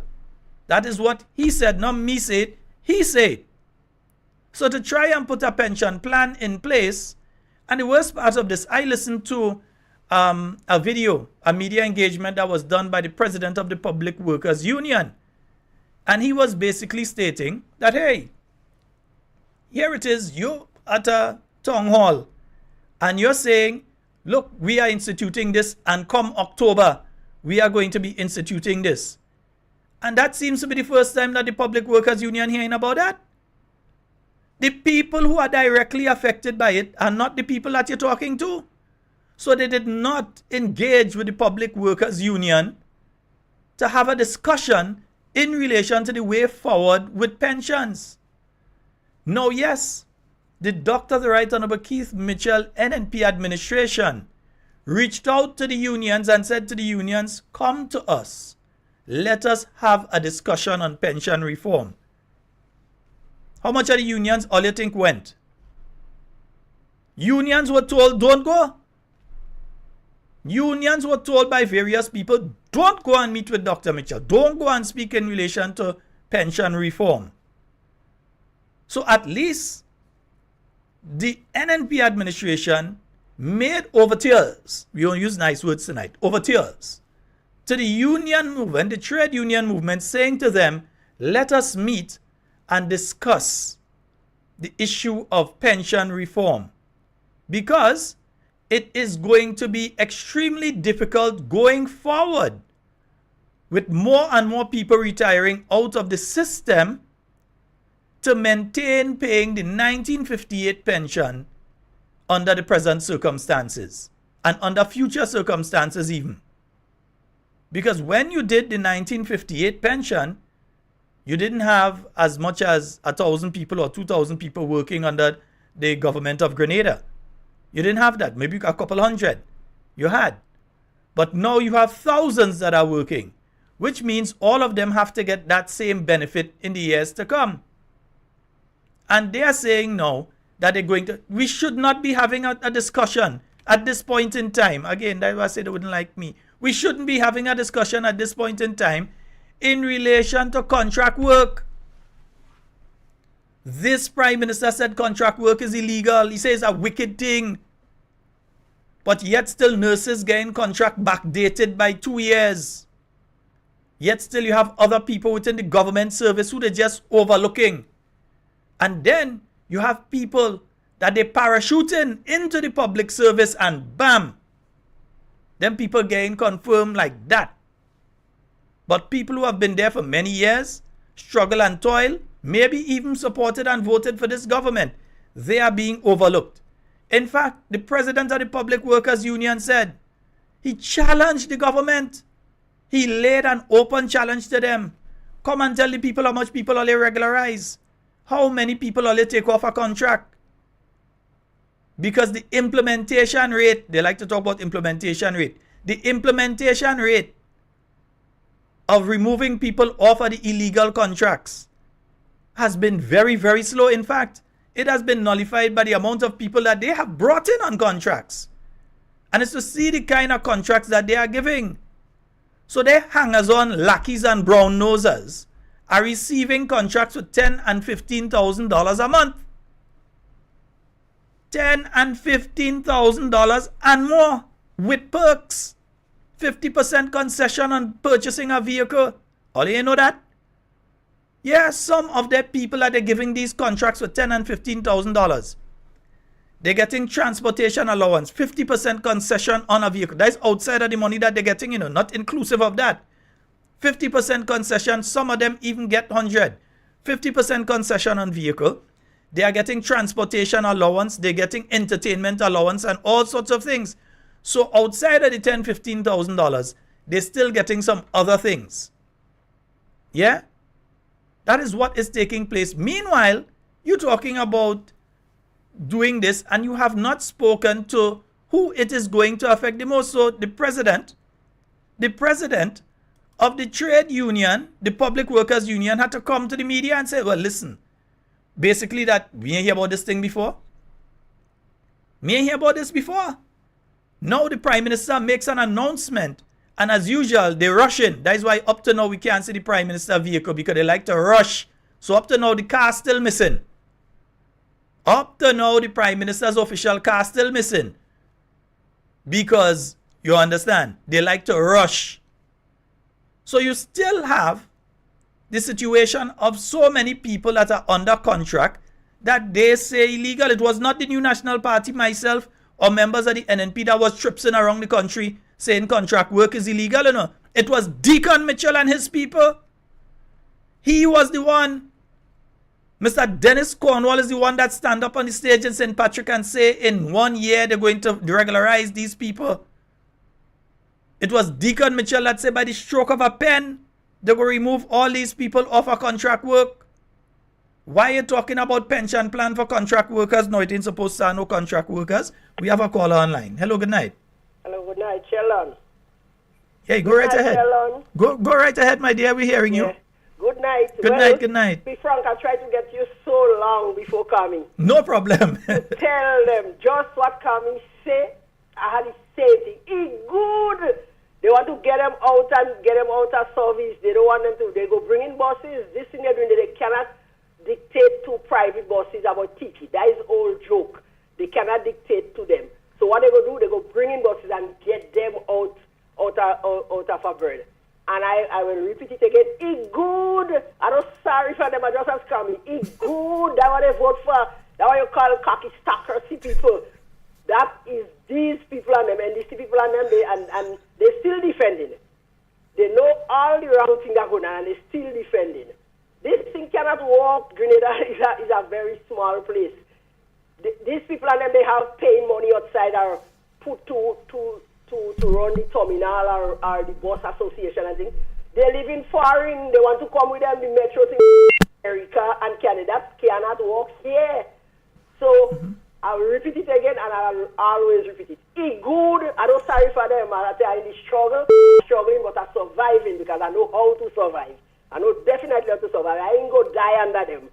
If I have to die, I have to die of natural causes. These people and them, Grenadians have to pay the price according to Mr. Pierre. They vote for that. They have to deal with the impact for 5 years. They have to deal. I deal with the impact. I know how to deal with the impact. I such in ways I'm using my wisdom to deal with the impact. But it's good. And good night coming.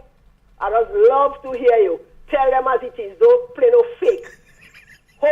Whole weekend, Father's Day jumping from, it happened from church to church. According to the man, Grenada is supposed to be a Christian nation, but if we have somebody that don't believe in Christ, the devil is serving. How Grenada could be a Christian nation? 1 or 2 people that serving God and they stick to God. But these people and them is fake. The whole bunch of them is fake. As I say that they are fake. And them preachers and them pastors, not all, but I put in a lot of them in it. The majority of them, they sleeping in bed with them. They wicked because they supporting, they upholding evil, wrong things. They can line. And nobody come out and telling me lying. Nobody. All the ministers and them is like they drink the water. They lying. These people and them have to come out there. That is the only thing. And Grenadians, continue praying hard to get these people and them out of it. That is the only thing that will work in Grenada now. Because they're getting big money they're getting. So nobody, they could fighting and killing one another inside there, they go cover up. Because they're getting big money. And number 10, she loved that. She son a big truck. She husband get promotion. So they love that. It's the money. Everything is the money. But they still have to dead and leave it. Just as how they see Dummy James as nobody. Just know them is nobody too. A Baksawam, they live in the money there. Everybody's a Baksawam. So nobody better than nobody. Don't talk about class and then class and then class. According to the people and them ABC class they instill. And I'll repeat it again. It's good. I don't sorry for it. It's good. Coming. Good night. All right, my dear. Thank you. 440-737-7377 and 347-329-3101. You can also call us on the WhatsApp on the 440-7377 number. Do so right now. All right, and we have a caller online. Hello, good night. Hey, good night, Brother Sheldon. Hi, good night to you, sir. Good night, Grenada. Hi.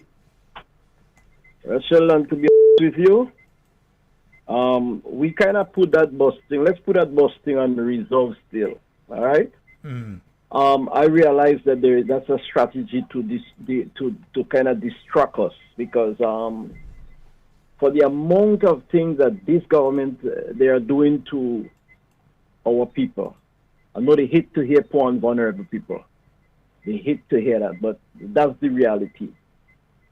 Now, just check from the time these people came into office. All the abandonment and all the upliftment, and the abandonment was for the poor and vulnerable people, and the upliftment was for their stock of people, as my sister talked about the cockistocracy. You know, Google it is a real word.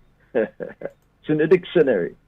You know, these people really and truly, they don't realize how they are hurting the people of Grenada. Now, a point.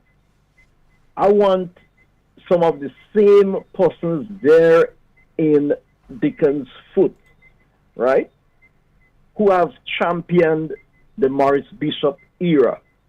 Okay, I've been there too. I was there. Okay, the same struggles that we have had and that we fought against. Right now, if Maurice Bishop was alive, Dickon, the Prime Minister, would have been in prison. And a lot of the others who are standing and rolling behind him would have been taken in custody. Right? We thought they would be arrested without a warrant, as did to the 3,000 and counting persons that went to prison.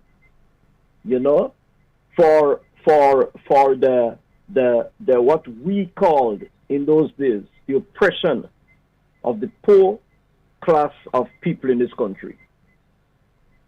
And that is, for that reason, the people had picked up guns. That's what they told us, that Gary, Rick Matthew Gary, was oppressing and victimizing the people. So as a result, we pick up guns and go fight Uncle and make the revolution. Right? Some of the same persons are behind the Prime Minister tonight as I speak. They are there. Right? They know for sure that what they are doing is not the right thing to do. Check what they are doing to the Imanis. You know, to be honest with you, sister and Sister Kami, I would not join in saying it's good for them. Right? To be honest with you, because the kind of bribery, the kind of campaign these people run was a money campaign. It was a campaign, and people, the ordinary persons who thought that Dr. Mitchell and the NNP wasn't doing much for them financially, even though they were doing it. But when they offer you more money, what do you think would happen? That is the cut. That's the catch.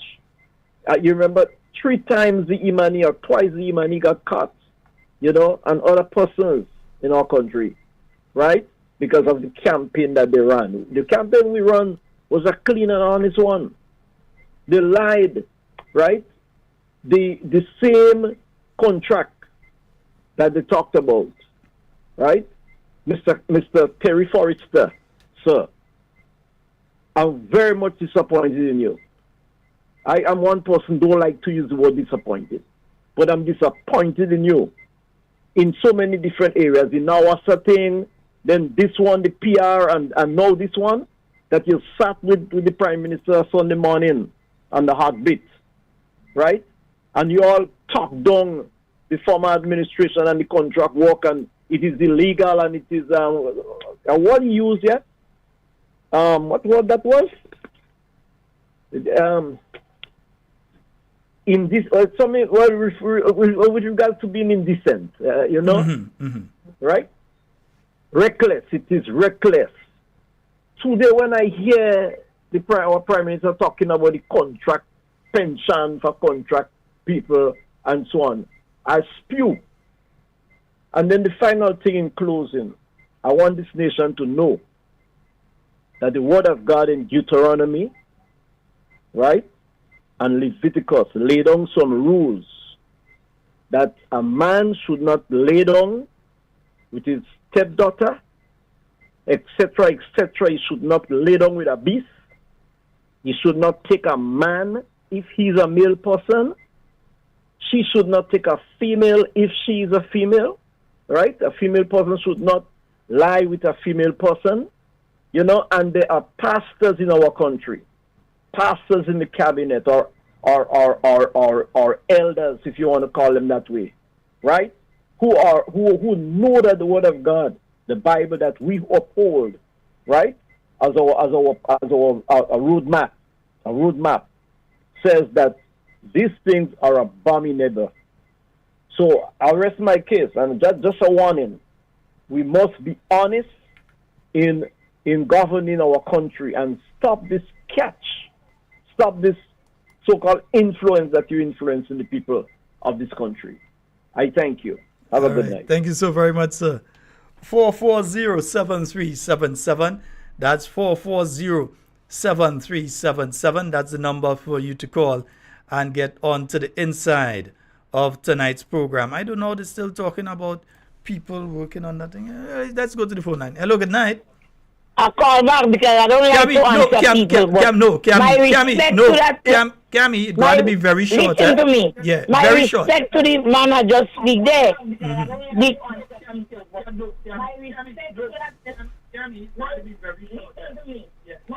Cammy. Yes, Mr. Go Scott. ahead. Yeah, just make it very short. Go ahead. Mr. Scott. Yeah. I am not these people and them, what they did. I didn't take a bribe. They know what they was doing. They know what they was doing, Mr. Scott. NNP did a lot for these people, and they know what they came to me too, you know. They came to me and Sheldon, I will be shot. I was in need. And I didn't take the bribe. So it's good for them. They know what they was doing. They're greedy. Greed. All right, I didn't take the bribe, Gabby. and I want as me that need it. I still need, and I still don't want. So I don't say Terry Forrest and them is wicked people. Sorry for calling back the program, but I have to say what I have to say. They're too greedy. All right, Gabby. You have a good night. You have a good night. 440-7377. That's the number for you to call and get onto the inside. Yeah. Employment. An NDC government will put an end to contract workers in the public service as soon as it takes office. When? When are they going to do that? Let me see. Yeah, let me hear you. Employment. An NDC government will put an end to contract workers in the public service as soon as it takes office.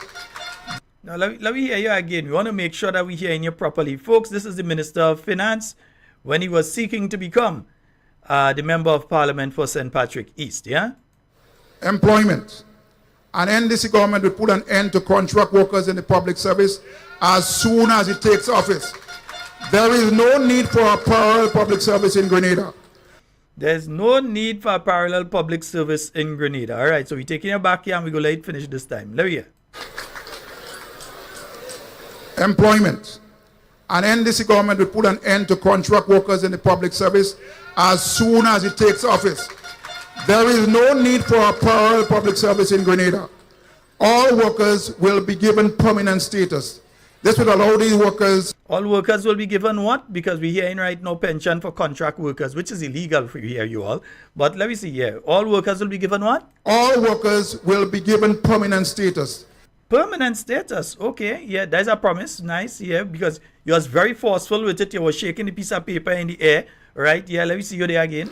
All workers will be given permanent status. This will allow these workers to enjoy the same benefits that a current public servant now enjoy. The what benefits? Because we're hearing right now is a different benefit for those workers and the remaining on contract. So you lie to them. But let me hear. Okay, let me hear what you say again. The same benefits, right? The same benefits. Let me hear. Nice, right? Given permanent status. This will allow these workers to enjoy the same benefits that a current public servant now enjoy. We will also ensure that all workers benefit from pension and gratuity once and for all. So the same benefits, pension and gratuity. One more time and then we move him off the screen. I know. Right. Employment. An NDC government will put an end to contract workers in the public service as soon as it takes office. There is no need for a parallel public service in Grenada. All workers will be given permanent status. This will allow these workers to enjoy the same benefits that a current public servant now enjoy. We will also ensure that all workers benefit from pension and gratuity once and for all. Right. So, Mr. Brian Grimes, the president of the Public Workers Union, is correct. You can't be coming to the same people that you tell that you're going to regularize them as soon as you take office. There's what now? This is, let me see, there's soon. This is 726 days after they've taken office. There's 726. Soon to be 2 years in just a few days. Yeah? 23 months and 25 days. 1 year, 11 months and 25 days. That is as soon as they take office in dinosaur years. Because he said as soon as they take office, they are going to address that particular issue. They are going to regularize all workers, all the contract workers, not some, all the contract workers. Right. All of the contract workers within the public service, that they are going to regularize them. That is what he said. Yeah. He also said that these categories of workers will now benefit from the same as in 1958 pension. The same benefits as that is their promise. But you know one thing, and a listener just made that clear to me there. You know, you never heard Deacon Mitchell anytime during the campaign talk about pensions in the context of pension reform. He ain't go that road and he ain't talk about pension reform when they in government. As soon as they get, when they was out of government, as soon as they get in government, the first person they send out was the Attorney General. That's the first person they send out to come and speak on the need for pension reform and so that was the first salvo. Then you hear the Prime Minister start to speak on, the need for pension reform, and the Minister for Finance now speaking on the need for pension reform. The rest doesn't speak on anything anyhow. So you heard them speaking on the need for pension reform and so on. But the New National Party was speaking pension reform is the same NDC that cost NNP. When Dr. Mitchell said to the unions, come, let's have the conversation in relation to pension reform, so that everybody would be able to get a pension. We cannot use the existing formula because there will be financial implications. The NDC come and take that and spread it as though Dr. Mitchell say, if he had to pay pension, you go broke the country and go be financial implications. Well, go and regularize everybody within the public service now. Every single person that's on contract. Regularize them now and then see what is going to happen in relation to pension and see if that wouldn't broke our country. And they keep speaking, the first thing out of the Prime Minister mouth in the thing is, pensions. As though pension is some kind of achievement. He restored. What NDC restore pension again? Can anybody provide me with any form of proof, any form of documentation that proves that the NDC is who restored any pensions? NDC didn't restore any pension. All you must stop, sit down and let them lie to all you and tell all you these things. Tell them straight they lie and move. Anytime they say, they just shout out, you lie. They did not restore any pension. You saw them go in any parliament or any kind of thing and say, we bring in the Pension Restoration Act or again and come and restore pension or something. They did not restore pension. Stop letting them lie to all your face. Stop it. They did not restore pension. The NDC did not restore pension. Yeah? And you all need to tell them that. Don't let them get away with this kind of lying to all you and lying to all your face. They did not restore pension. There was a court order to pay pensions. The New National Party was in the process of organizing. You have to find out who you have to pay, what period of time they work for, so you understand when they retired out of the service. So then you know the quantum of money that you have to pay them. You have to make sure they were not included in the 60 or so people that were paid before. And then you have to calculate how much those people may have had to get additional. So you had all of these things to do. And the National Party was in the process of doing that when you went into elections. So elections came, the NNP lost, the NDC won. They had no choice. They couldn't decide that we're not paying pension. You had to pay it. You ain't do nobody a favor. That is not true because you're such a nice person or you're such a decent person that you've paid pension. There was a court order that you had to pay pension. The money was there. The NNP did the work, ensured that the economy was safe, got the highest ratings from the IMF. They made sure that the money was there. So you just come in and you pay. That is not no achievement. That is not no achievement. That is like I have a shop. I go out and I tell you stay in the shop for me. The supply truck come and you have to pay it, and I leave money in the till. You take money and you pay the supply truck. That is an achievement for you. Let me go over it again. I have a shop. I leave and I go in town to do something. I leave the money in the drawer to pay the Coca-Cola truck when he come. They come and deliver the Coca-Cola. You take the money from in the drawer and you pay them. So that is an achievement for you. You have to go and boast, well, I pay the Coca-Cola truck, you know. It's me, yes, I pay the Coca-Cola truck. I will pay them, yes, me that pay them. No, that is not achievement to you. The Coca-Cola truck had to get paid.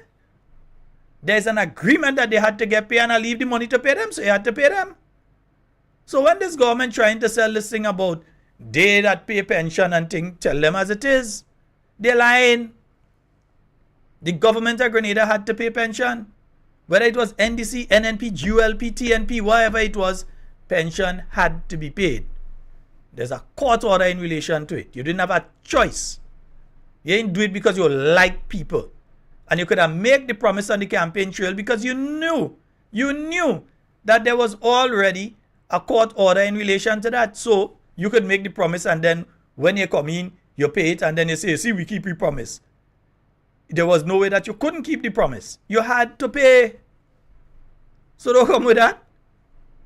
Yeah, but what we want you to do now is to address the concerns raised by the Public Workers Union, and I expect that the other unions that have workers that are affected by this, that you all will get together and some sort of resolution to this issue would come out, because you're speaking about some workers who are under the Grenada Manual and Mental Intellectual Workers Union too. They have workers that are affected by this. I ain't here to saying anything. You have workers under TAU, very few, but you have a few workers under TAU who are affected by this. And adversely, it may also affect teachers and people under the security services, the prisons and police, may also be affected by this, although they have their separate pension plan and them kind of thing here. But it may be affected by this according to how it is implemented. You shouldn't be talking about no. And people need to tell the Prime Minister that anytime they see him. Some are just afraid to open him out and talk and tell him. Tell him straight. He should not be talking about any pension for contract workers because contract work is illegal according to him. We're not supposed to be having no contract work right now. We're not supposed to be having any contract work. So it should not be a discussion about contract work and we're going to provide pensions for contract workers. That ain't supposed to be happening. And then, remember Section 92 of the Constitution of Grenada, Part 3, which speaks to the fact that you cannot remove a benefit from a worker. You cannot reduce a benefit from the worker. So as such, you all have to go with the 1958 pension unless the unions agree with you all to go that direction, which means that every worker coming into the system, regularized or so, in the future will be losing that benefit that they have constitutionally protected. There's a reason that Deacon Mitchell never talked about pension reform. Because he knew then what he's trying to institute now. But when Dr. the Right Honorable Keith Mitchell was saying to them, come, call the unions, all the unions, come and sit down, let me talk on this thing. They didn't go. They did not go. So now they find themselves in a situation with a government that even do what he did and call you in to come and talk about it, but just going ahead to institute what they think is the best formula. Yeah? They're just going ahead to institute what they believe is the best formula. They feel like go work, so let me institute that. They have to live with that. They have to take that. We say that is where we're going, that is where we're going. That's the attitude of this administration. Which is why I team today, arrogance in ignorance. Because they're arrogant with their ignorance. They don't know what they're talking about. But they... And then, for some reason, every time they talk now, they have to be warning people, don't watch programs that tell you negative things. Well, you're afraid. If you all doing so well and you all so popular and you also... Why you all afraid programs like this? Why you all afraid? And Andy had to be there telling people, don't watch. Every time you go on that thing, don't watch them program and them day. Don't watch them program and them day. Why all you had to afraid? Why are you all afraid of programs like this?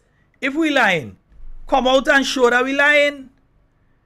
If when we say that you owe millions to the treasury right now, you, Andy Williams, owe millions to the treasury right now, outside of the millions that you owe to GDB. This is separate and apart from that. The millions that you owe to GDB, we ain't talking about that. We're talking about the millions that you owe to the treasury in relation to the enterprise that you were running. Yeah? Why ain't come out and say that we lie? Come out and say that we lying. Come out and say that we spreading false and fake information. No, they can't come out and say that. You go do like the one in Carriacou. Oh, I'm so busy doing other things, I can't focus on that now. Because they can't say it's fake and they can't say it's lie. They can't say it. Yeah? It's not me owe millions in stamp tax, you know. Not me. Not me that owe millions in tax. Yeah? And they had all the opportunity they could have get away. If they had 500,000, they could have get away last year. And pay it off and do that. Yeah, do that get away. But no, they didn't do that. Yeah? But that is the situation that take place. And they're arrogant in their ignorance. They don't know and like they're proud. They're walking around like peacock. And I continue to use peacock, but I don't know the last time I see a peacock on the island of Grenada. I don't think I see a peacock anyway on the island of Grenada. Yeah? But they're walking around like peacock. Yeah? Feathers all out. Look me. Arrogance and ignorance. Ignorant of the facts. Ignorant of how things operate and how things go. But they wouldn't ask a question. They just, I in charge. I's the boss. I'm not a flight attendant. I'm the minister. But you're on plane every day, you know. But I'm not a flight attendant. I'm the minister. That sort of nonsense is what we have to deal with here. And Grenadians are expected to just stay there and take it, innit? Folks, we're going to take your calls, 440-7377, 347-329-3101. And we have just about 10 minutes remaining. So for the next 5 minutes, we can take your calls. But you had a call. No. Yeah, we can take your calls for the next few minutes. Folks, just to let you all know, it is coming up. I can't pull it up on the screen. But the New York chapter of the New National Party, they cordially invite you to the New York Town Hall meeting that's going to be taking place at the American Legion Hall. That's on 1130 E 92th Street in Brooklyn, New York, 11236. So 1130 East 92th Street in Brooklyn, New York, 11236. That is going to be taking place on Sunday, July 14, 2024 at 5 p.m. Join us to discuss vital national issues with our political leader and other members of Team NNP.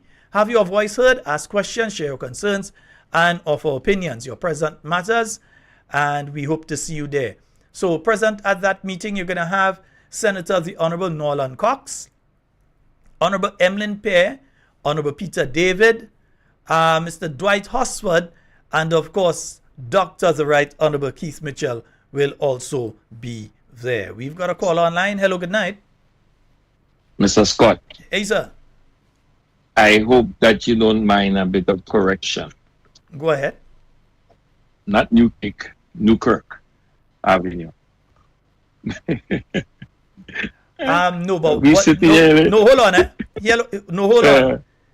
What was sent to me Go ahead. has New Crick, because I was wondering if it's New Kirk, but it actually spelled New Crick. What was sent to me? no, it's pronounced Newkirk.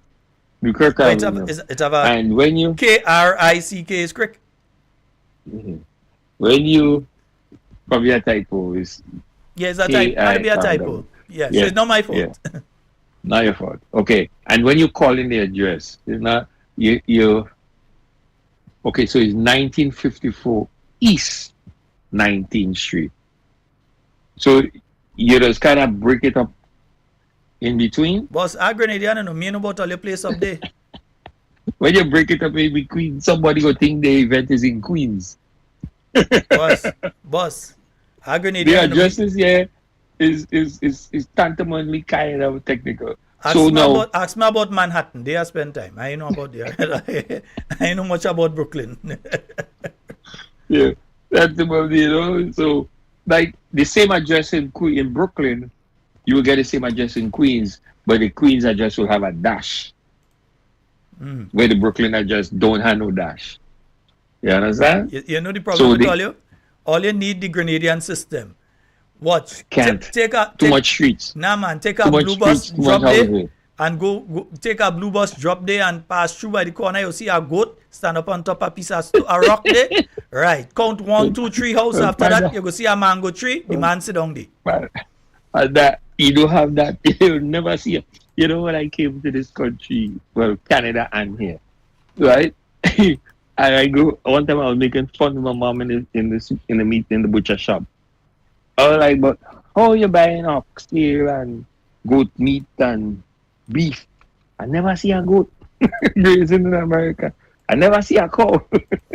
You know, you eating egg, you never see a chicken. Yeah, you can't say, well, your parents can look at chicken farm down there, you know, you see chicken or you're seeing fowl in aspect, so you're seeing, you know, there's eggs go come out of that farm. You know, don't happen. Can't get direction like Grenada. Period. So you can't tell a man when you drop off the bus, you go see a good tie by the road, they follow that good 3-4 houses, you know. That you don't fit. That direction don't fit. But boss, I know. My question to you. I don't know. I know if you heard, but if you didn't hear, look into that aspect of that situation I messaged you about with the death of the young lady in the hospital. Mm-hmm. Yeah, I will be following up on that. I've seen some. Yeah. I've seen some rather disturbing stories coming out over the past couple of days. One where a lady went in with a child with a dog bite and was basically the nurse walk off on her and tell her, you know, and started to mouth off to her and so on. So I've heard of 1 or 2 situations, and I will follow up on it. Yeah, I was by a friend, he's a very good friend, you know, we all attend GBSS together over the, you know, back in the day. Stopped by him this evening to get something, and there was another guy there, and we were just having a conversation, and I said, I think I tried to kick out of people yard in New York, you know. We having a conversation, and I said to him, I said, what's wrong with you guys in the diaspora? It's not that you guys so supportive of the government, you know. It's like, or you just see it as this government sticking it to NMP. No matter what wrong or what indifferent or how they behave with the nation, people, and the policies and so forth, in all your eyes, they're sticking it to NMP. And it's good for them. I said, but brother man, you remember inside NDC, there's a lot of NMP. Do you understand that terminology? Man, why you ain't just leave here with that stupid? I think I tried to get kicked out of people here.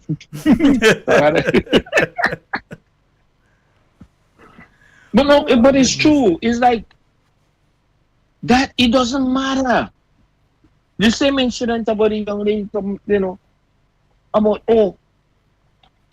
they're too needy and they like too much of freeness. And they're like, I was like, but how somebody go to have a baby in the hospital has he bring you to the point that they like too much of freeness?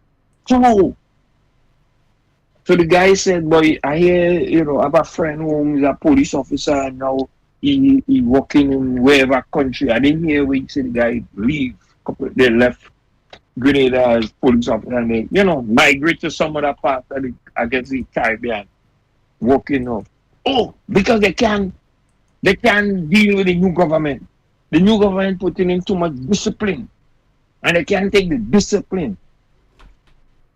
Again, what is the disciplinary, what is this about the police, the RGPF, that was not disciplined? So this new government had to put in such heavy disciplinary action that over 100 and some police officers left.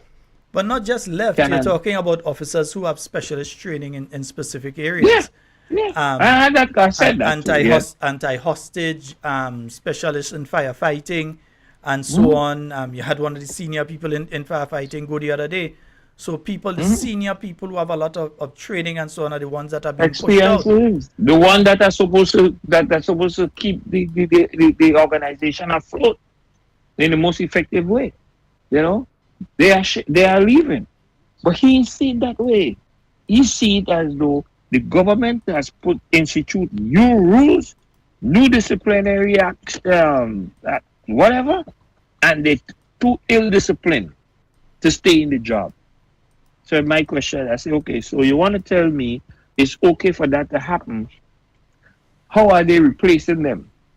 They're replacing them with a police officer that only have 3 weeks, 4 weeks training? Brother Wade, I've got 1 minute. We had to wrap. All right. I usually caller, but anyway, let's look forward to tomorrow. But folks, keep all your head up, Let's stand firm and be strong and look into those things, bro. And we talk better tomorrow on the other side of time. All right? All right. Thank you so very much, brother. All right. Yes, yeah, man, bless. Have a good night. Same to you. Yes, indeed, folks. That is all the time we have for Talking Points tonight. It is always wonderful being here with you. And in whatever you say and do it safe and secure. Want to be speaking to and with you and definitely not about you. Tomorrow night, of course, we'll be back at 8 p.m. with more talking points for you. All right? I ain't too sure we'll be discussing tomorrow night, But you see that pension thing? No. What is taking place there? Believe me, something definitely had to take place in relation to that. All right, folks, so I am out. Do enjoy the rest of your night. And remember, folks, the meeting is coming up. Let me just pull it up there again. All right, so that is coming up on July the 14th. What you said to say it? All right, 1130 East 92nd Street in Brooklyn, New York, 11236. And that is taking place 5 p.m. July the 14th. So make sure you organize yourself to be there. My name is Sheldon Scott. I'm out of here. Love each and every one of you. Do enjoy the rest of your night tonight.